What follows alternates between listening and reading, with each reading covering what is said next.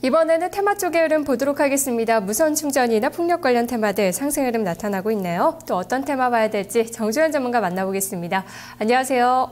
네, 안녕하십니까. 정주현입니다. 네, 오늘 대형주가 움직여줘서 그런지 테마 쪽의 흐름이 크진 않은 것 같은데요. 어떤 쪽이 많이 움직이나요? 네, 그렇습니다.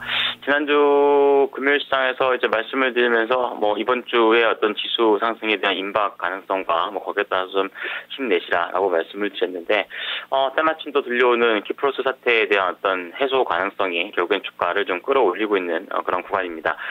오히려 사실 그러한 뉴스가 우리나라 장이 좀 출발한 이후에 나타났으면은 아마 더 좋았지 않았을까 생각이 되는데, 그만큼 일단 갭상승으로 인해서 시장의 에너지가 약간 소진된 그런 국면이라는 것이 현 주가 지수대에서의 또 추가 상승을 조금 멈칫하고 있는 주 원인이 되지 않나라고 좀 보여지고요. 이제 유가증권 시장 중심으로 지난주에 워낙에 좀 상대적인 피해를 좀 많이 봤기 때문에 그러한 재료로 인한 주가 상승이라고 하는 부분이 삼성전자를 비롯해서 건설주라든가 이런 쪽의 움직임을 잘 움직이고 있습니다만, 상대적으로 코스닥 시장은 다시 전고점 수위였던 550선 중반에서의 대장가와 함께 음봉 발생으로 인한 탄력 둔화 이런 것들도 좀 중요하게 봐야 될 것 같은데요.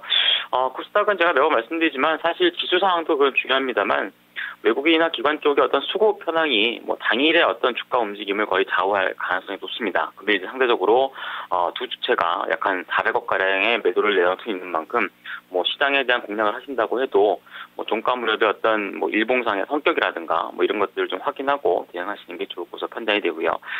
전반적으로 일단 테마주 쪽의 움직임은 굉장히 좀 약세입니다. 사실상 오늘 유가증권 시장 중심으로 해서 경기부양 테마, 즉 정부가 추경 예산에 대한 집행 가능성을 열어두면서 오늘 건설이라든가 아니면 증권을 비롯한 소위 얘기해서 금리나 수혜 종목군들의 강세가 이어지고 있는 그런 국면을 보여주고 있습니다만, 무선 충전이라든가 몇몇 자전거 테마주, 그리고 말씀하셨던 풍력 관련 종목군들 이런 것들 몇 개를 제외하고 나면 전반적으로 코스닥 시장의 테마주들은 상당히 좀 약화 흐름이 나타나고 있는, 또한 이제 차익 실현 매물도 상당 부분 증가를 하고 있다라고 좀 볼 수 있을 것 같습니다.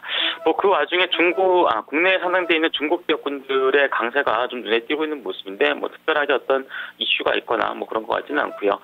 금일 시장에서 일단 중국 원양자원이라든가 그리고 화풍 집단 KDR이라든가 이런 종목군들이 10% 이상의 급반등세가 이어지고 있는 모습입니다. 네. 자, 오늘 주목해볼 만한 테마 역시 낙폭과대 쪽을 보셨는데요. 수급 개선에 따른 또 시장의 분위기 전환 이런 것들 계속해서 보고 계시네요.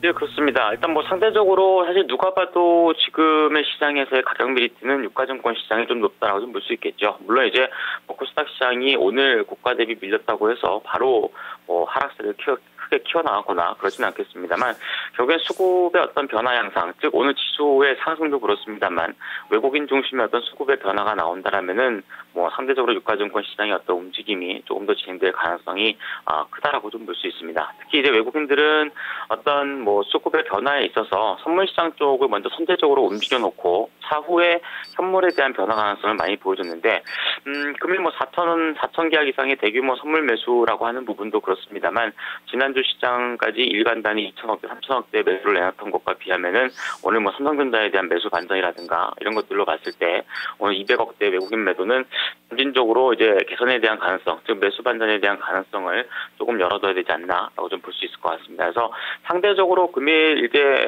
업종으로 보면 은행주가 제일 많이 오릅니다. 근데 문제는 지난주에 제일 많이 내렸던 게 또 은행주죠. 키프로스 사태라든가 이런 쪽에 대해서 다소 이제 역풍을 좀 맞았었기 때문에 결국엔 단기간에 가장 많이 빠진 그 종목이라든가 업종군들이 올라간다는 점을 감안해 보면 금일 은행주뿐만 아니라 대다수 이제 상대적으로 소외가 되었던 업종이라든가 종목군들의 움직임이 점진적으로 개선세를 보일 가능성이 크지 않나라고 좀 보여집니다. 그래서 업종 대표적 격에 있는 조선주 중에서 현대중공업이라든가 현대미포조선, 건설주 중에서는 오늘 GS건설 쪽이 상당히 좀 좋아 보이고요. 그리고 석유화학 종목군 중에서도 금일은 시세가 나지 않습니다만 지난주 이미 단기 바닥은 어느 정도 형성이 됐다라고 판단이 되는 금호석유를 비롯한 다른 석유화학 종목군들, 또한 이제 한진해운 같은 이제 그 해운 관련 종목군들도 점진적으로 주가의 어떤 강세 가능성을 좀 내비치고 있지 않나 보여집니다. 네, 이 중에 공략주 뽑아보도록 할게요.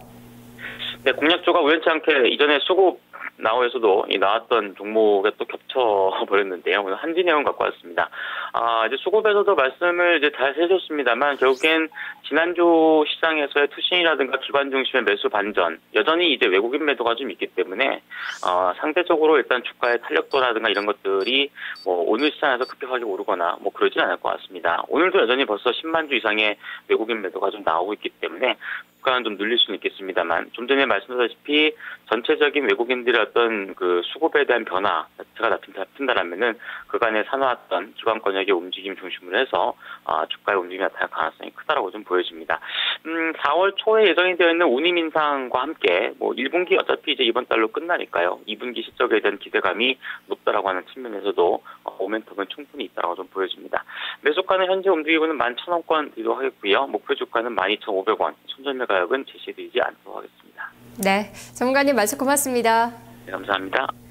네, 가끔씩 이렇게 테마와 수급 관심주가 겹칠 때가 있는데요. 오늘은 한진해운입니다.